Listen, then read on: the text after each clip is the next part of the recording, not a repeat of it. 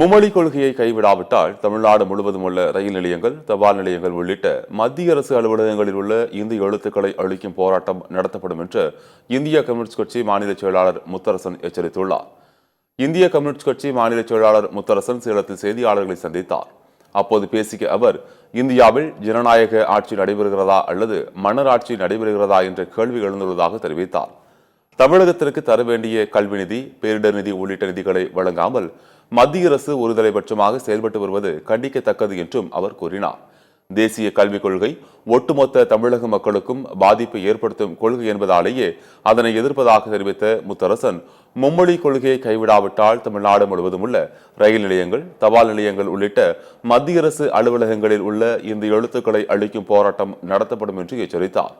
RSSின் கொள்கையான ஒரே நாடு ஒரே மொழி என்ற நிலையை செயல்படுத்தவே மத்திய அரசு இதனை அமல்படுத்த முயற்சி செய்வதாகவும் முத்தரசன் குற்றம் சாட்டினார்.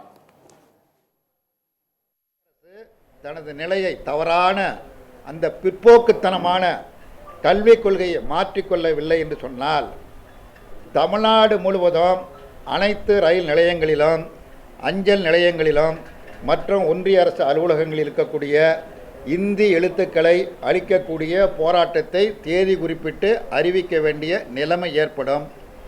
அதனால் எத்தகைய தாக்குதல்கள் ஏற்பட்டாலும், விளைவுகள் ஏற்பட்டாலும் அதை எதிர்கொள்வதற்கு இந்திய கம்யூனிஸ்ட் கட்சி தயாராக இருக்கிறது. ஒன்றிய அரசு தனது நிலையை